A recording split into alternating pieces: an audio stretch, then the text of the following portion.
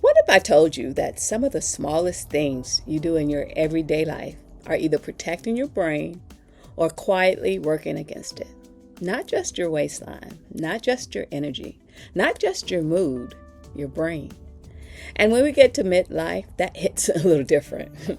Because at this age, you're not just thinking about today. You're thinking about the future. You're thinking about staying sharp, about your memory, about your peace, your clarity, and your independence. You're thinking about whether the way you live right now is setting you up for strength later or struggle later. And for me, this conversation isn't theoretical, it's personal. So today I want to talk about what it really means to protect your brain in midlife, not in some cold, clinical, disconnected type of way, but in real life, practical, woman in transition, trying to stay whole kind of way. And of course, I'm also bringing you along on day 67 of my overseas job hunt journey. So let's get into it.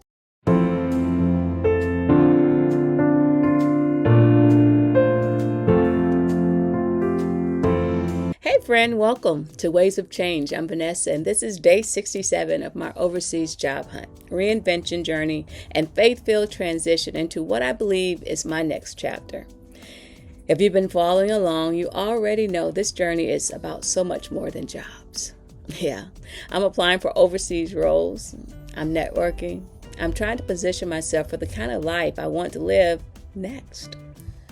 But deeper than that, this journey is about becoming more intentional with my life, with my peace, with my purpose, with my health, with my energy, with the way I want to age, and with the way I want to show up for the years I still have ahead of me.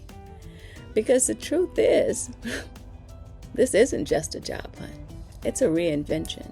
And part of reinvention means asking harder questions than what job do I want next? It also means asking, how do I want to feel? How do I want to live? What kind of future am I building with the choices I'm making right now?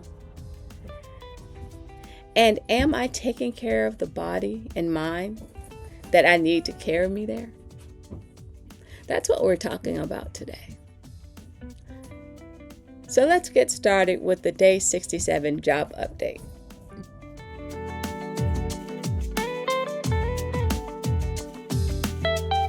I didn't submit any applications today, and you know what? That's okay. Every day in this journey is not going to be a day where something massive happens on paper. Some days are application days, some days are admin days, some days are emotional reset days. And some days are simply days where you keep showing up, even if there's nothing flashy to report. Today was one of those quieter days, but still meaningful. I did complete my engagement hour on LinkedIn, and during that time, I connected with a woman from Landstuhl. Now that caught my attention because, as many of you know, I applied for a patient advocate position there last week. And when we connected, she mentioned that it was a busy hospital, one of the largest medical facilities outside of the United States. I didn't know that. And when she said that, I thought, wow, okay, noted. That told me a few things immediately. It told me the pace is probably fast, that the environment is probably high demand, and that the role likely requires emotional steadiness, excellent communication, compassion, organization, and the ability to navigate a lot of moving parts. And since I already applied, I told her to keep everything crossed for me, because at this point, we're crossing fingers, toes, eyelashes, praying, trusting, and laughing while we do it. And I think one of the beautiful things about this journey, learning how to hold hope without becoming frantic, learning how to want something deeply without letting the wanting consume you, learning how to keep moving while you're still keeping your spirit intact. Because whether it's a job hunt, a life pivot, a health goal, or a healing season, if you don't learn how to manage yourself in the waiting will wear you out. And that leads perfectly into today's topic. One of the biggest things I've been thinking about lately is this.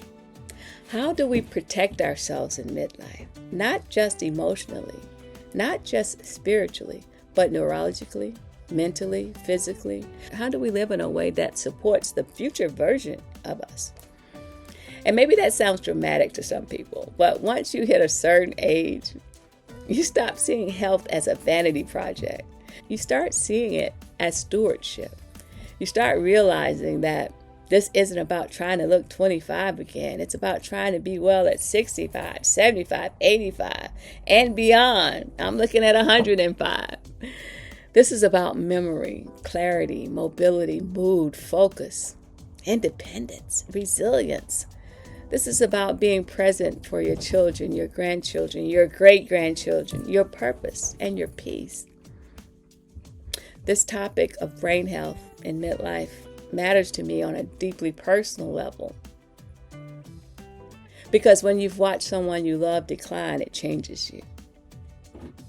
When you've seen what happens when the mind begins to slip, when the body is here but parts of the person feels like they're fading, it leaves an imprint. And whether it's dementia, cognitive decline, chronic stress, burnout, brain fog, depression, grief, poor sleep, hormonal shifts, or just the wear and tear of life, midlife women carry a lot. We carry careers, families.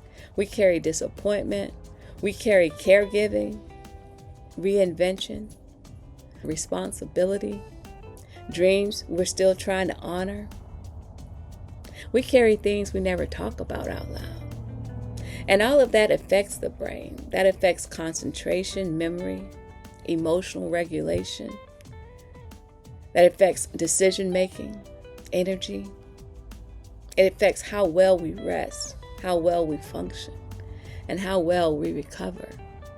So when I say we need to protect our brains in midlife, I'm not just talking about some trendy self-care slogan. I'm talking about survival. I'm talking about quality of life, about honoring the body and mind that God gave us.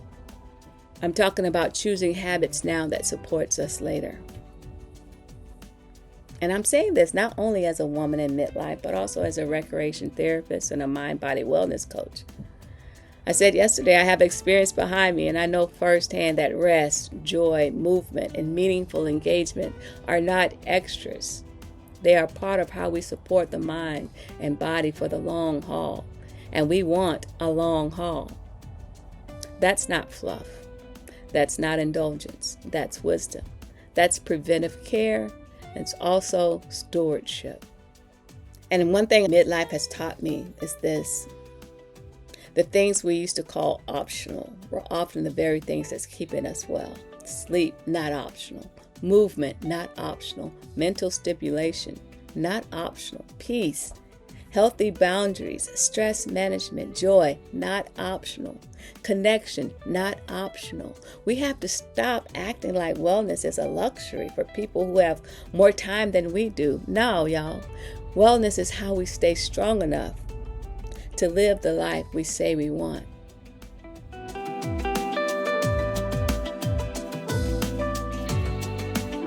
One of the biggest mindset shifts I want to give you today is this. Midlife is not the beginning of the end. It's a window of opportunity, and I want you to see it. Midlife is not the beginning of the end. It's the window of opportunity, because in midlife, especially for women, the messaging can get dark.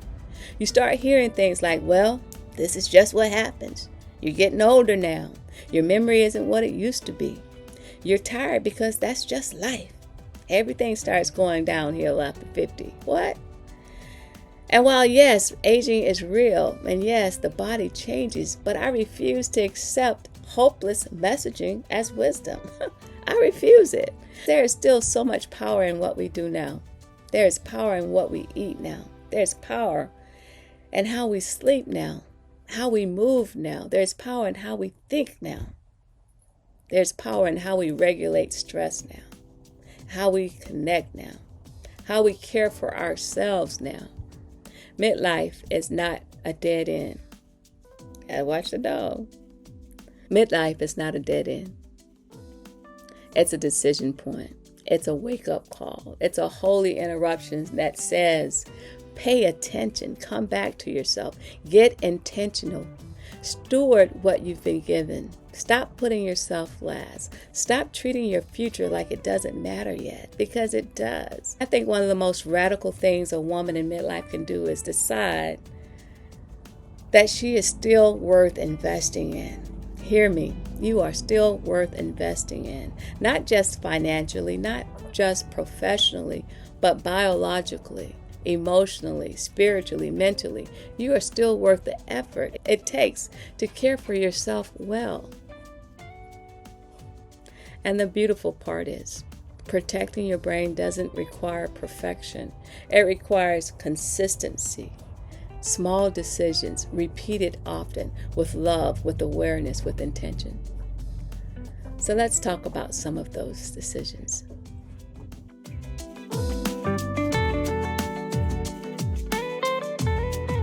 Let's start with food. And y'all already know this one can get a little touchy because food is emotional. Food is cultural. Food is comforting. It's social. It's familiar. And for many of us, food is also one of the ways we cope. So I'm not coming at this from a place of shame. I'm not saying you can never have fries again. I'm not saying you have to become a green juice evangelist overnight. I'm not saying your joy has to leave the kitchen, but I am saying this. What we consistently eat affects the brain. And in midlife, we have to stop thinking of food only in terms of weight and start thinking about in terms of function. Does this support my energy? Does this support inflammation reduction? Does this support stable blood sugar? Does this support mental clarity? Does it support heart health, which supports brain health? Because what's good for the heart is good for the brain. And I think that's one of the things many of us were not really taught. We were taught how to diet, somewhat. We were taught how to deprive. We were taught how to feel guilty. We were taught how to chase smaller bodies, but we weren't always taught how to nourish for longevity. That's different. That's more mature. That's more sustainable. That's more life-giving. So when I think about protecting my brain, I think about reducing some of the things that drag the body down over time. Chronic inflammation, excessive sugar, highly processed food all day long, mindless snacking rooted in stress rather than hunger. I think about adding in more of what supports the system: leafy greens, berries, healthy fats, water. My nemesis. I need to drink more water, y'all. Vegetables, fish, nuts, beans, whole grains, real food that my body can actually use. It doesn't have to be extreme. It could be simple. More color on your plate, more water in the day, more intention in the grocery cart, more nourishment and less punishment. And maybe for you, the brain health step isn't a full overhaul. Maybe it's switching one snack, adding one vegetable, drinking more water, cooking at home one extra day a week, eating breakfast instead of running on caffeine and nerves. All of it adds up. And I'll be honest, part of midlife growth is also admitting that some of the habits we normalized when we were younger just don't hit the same way anymore. Skipping meals, not cute. Surviving on coffee, not wise. Stress eating late at night, understandable, but not supportive. Running on fumes and calling it discipline, dangerous. At this age, I don't want habits that just get me through the day. I want habits that help me stay well for the years ahead. That's a different standard.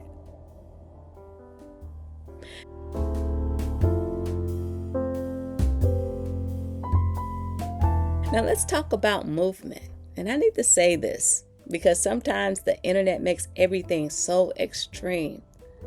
Movement does not have to be punishment. It doesn't have to mean obsession. It doesn't have to mean 2-hour workouts. It doesn't have to mean proving something. Movement is medicine. It's oxygen to your body. It's regulation.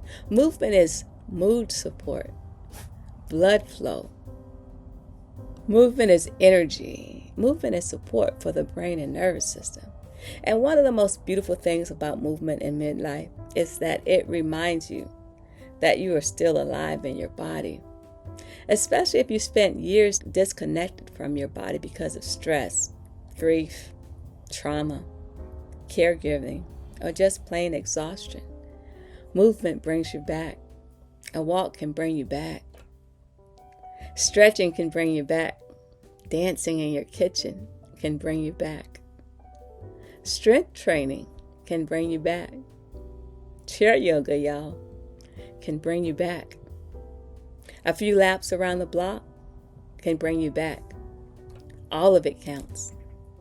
As a recreation therapist, I've seen over and over again that meaningful activity is powerful. Not just structured exercise, meaningful activity. That can include walking with purpose, gardening, swimming, light hiking, dancing, play. Movement that is enjoyable enough to repeat. Because if you hate it, you probably won't sustain it. And sustainability matters more than performance. So one of the questions I think we should ask ourselves is not just, what exercise should I do? But also, what kind of movement can I build a relationship with? What can I return to? What feels doable? What makes me feel better afterwards? What supports my mind as much as my body? The reason movement is so important is because it interrupts stagnation. Not just physical stagnation, emotional stagnation too.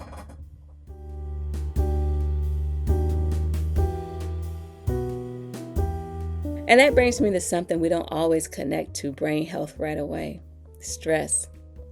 Because you can eat your greens and take your little walk, but if your nervous system is constantly in survival mode, that affects everything. Let's talk about stress for a minute. Not the cute kind, I have a lot going on kind that we laugh off. I'm talking about chronic stress, the kind that becomes your baseline. The kind that lives in your shoulders, the kind that wakes you up at 3 a.m. The kind of stress that makes your mind race while your body is tired. The kind that leaves you snappy, forgetful, overwhelmed, and depleted. The kind of stress that affects the brain, y'all. And so many midlife women are living in that state and calling it normal. We are over-functioning, over-carrying, overthinking, over-giving, over-responsible, overextended. And then we wonder why we can't focus. We wonder why we're foggy. We wonder why we can't remember we wonder why we can't remember simple things. We wonder why we feel emotionally thin. We wonder why everything feels harder.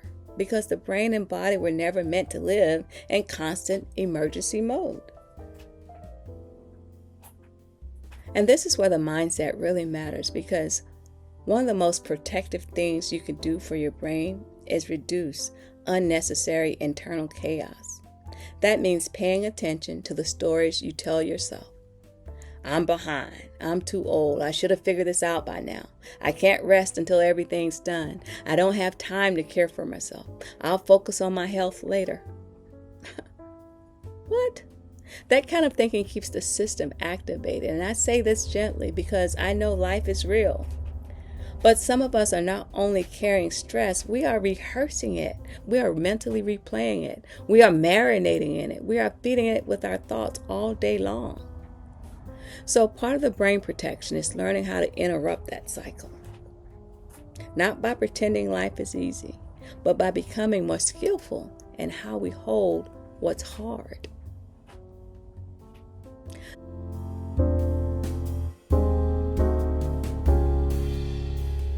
So here's our mindset for today.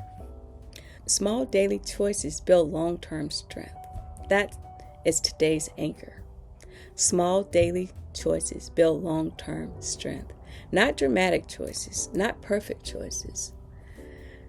Not one huge breakthrough and then nothing after that. Small daily choices.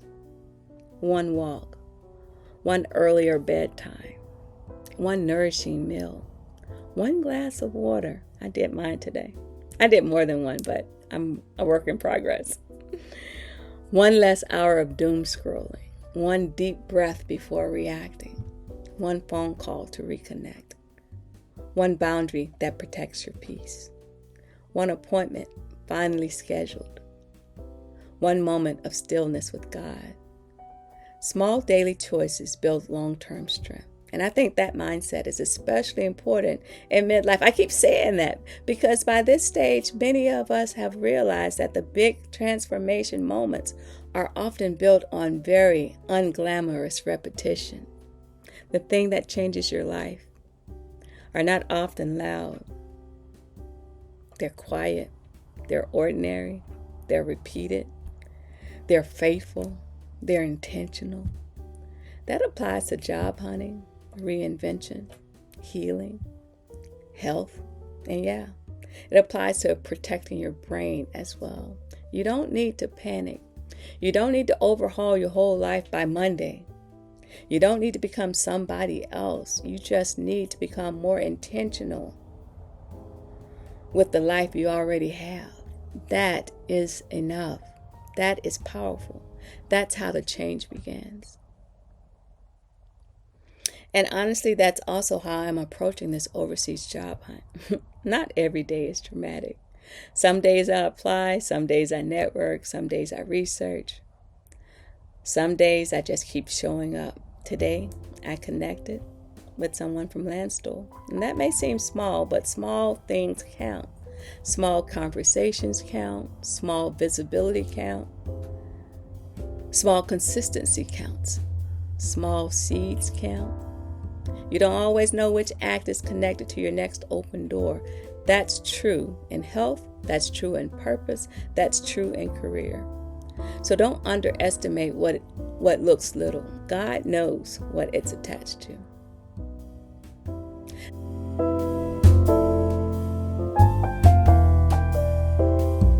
Now let's talk about one of the most neglected pillars of brain health, sleep. Sleep is not a reward for finishing everything. It's a requirement. I know some of us were raised on hustle, raised on productivity, raised on I'll sleep when I'm dead, raised on overfunctioning and calling it strength. But the truth is, poor sleep catches up with you. And often by midlife, it catches up loudly. You feel it in your mood. You feel it in your focus. You feel it in your patience. You feel it in your cravings. You feel it in your stress tolerance, in your memory. And so many women in midlife struggle with sleep because of stress, hormones, caregiving, schedules, anxiety, grief, or habits that no longer serve them. But if we care about brain health, we have to care about sleep. That means protecting it, y'all, respecting it, building towards it. Maybe that means less screen time at night. Maybe that means winding down earlier, or perhaps not carrying work energy into the bedroom. Maybe that means creating a calmer evening routine. Maybe that means prayer before bedtime instead of panic. And listen, I know everybody's sleep is not perfect. God knows mine isn't. But there is a difference between struggling with sleep and neglecting sleep. Some of us need support. Some of us need better sleep habits. And some of us need both. But in any case, sleep needs to move up on the priority list. A tired brain is not a thriving brain.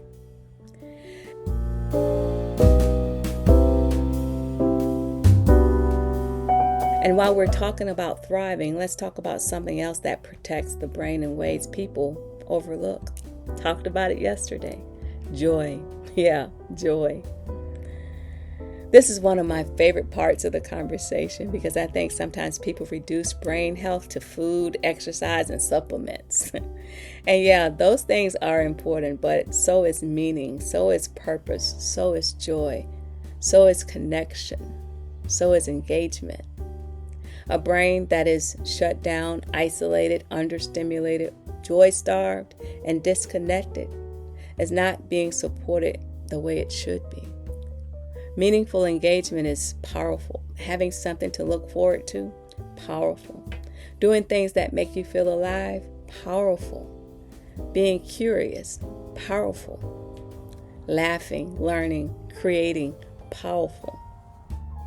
Belonging is powerful. And I think sometimes in midlife, especially if life has been heavy, we stop allowing ourselves joy unless everything else is handled first. We treat joy like dessert.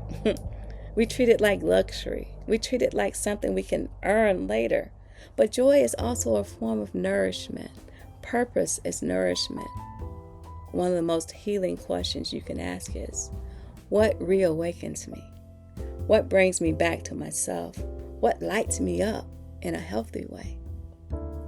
What makes me feel engaged, curious, interested, connected?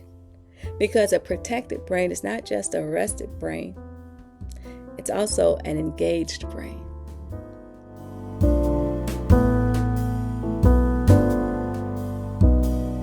Another part of brain health in midlife is mental stimulation. And no, that doesn't mean you have to suddenly become a crossword champion if that's not your thing.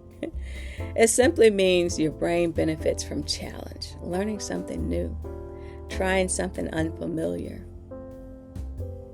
reading, writing, problem solving, taking a class, exploring a hobby, having thoughtful conversations,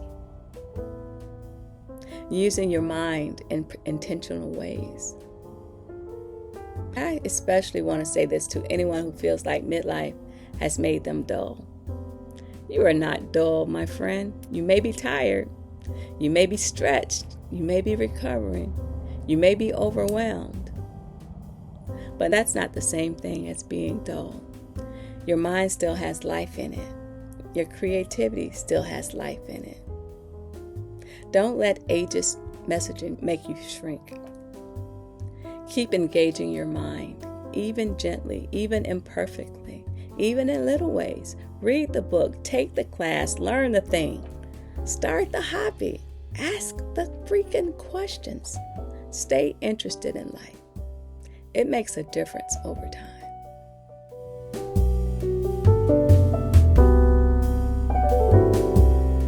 Now let's talk about connection, because isolation can do damage that doesn't always show up right away. We need people. Yeah, as an introvert, I'm saying that. We need people. Maybe not crowds, maybe not constant noise, maybe not emotional chaos, but healthy connections, yes. Healthy connections support emotional health. It supports perspective. It supports joy. It supports the nervous system. It supports resilience. And in seasons of transition, it can be so easy to unintentionally isolate if you're reinventing, job hunting, grieving old versions of your life, especially if you feel like nobody really understands what you're trying to build. But please hear me. Don't disappear completely. Stay connected somewhere with safe people, with nourishing people, with people who can laugh with you, pray with you, encourage you, and remind you who you are. That's part of health too. Even today, that small LinkedIn exchange with that woman from Landstuhl reminded me that connection helps. Sometimes one conversation can lift your energy, can make the dream feel a little more real. Sometimes one conversation reminds you that doors exist outside of your current view.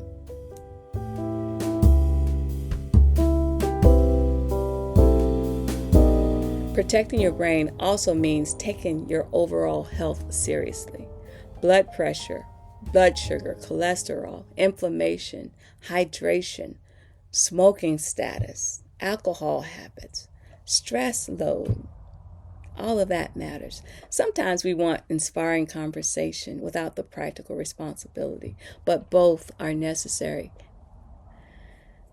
Girlfriend, get your checkups. Know your numbers. Ask your questions. Advocate for yourself. Pay attention to your symptoms. Don't ignore them. Stop brushing everything off. And I say this with compassion because I know healthcare can be frustrating, but stewardship matters.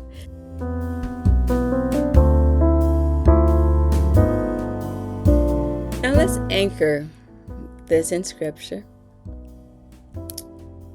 Today's Scripture is 1 Corinthians chapter 6, verse 19. Do you not know that your bodies are temples of the Holy Spirit who is in you, whom you have received from God? Yes, sir. What I love about this verse is that it shifts the conversation from vanity to reverence. This body is not just something I criticize, not something I drag through stress and neglect, or something I use up and apologize for later. It's a temple. That means it deserves care, it deserves respect, it deserves stewardship.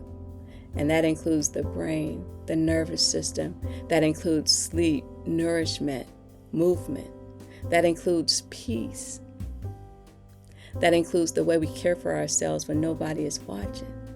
I think sometimes we separate spirituality from health too much. But how we care for ourselves is spiritual too. How we pace ourselves, how we rest, how we regulate, how we say no, how we honor what our body is telling us, how we choose what supports life. That's spiritual too. So today, maybe the invitation is this.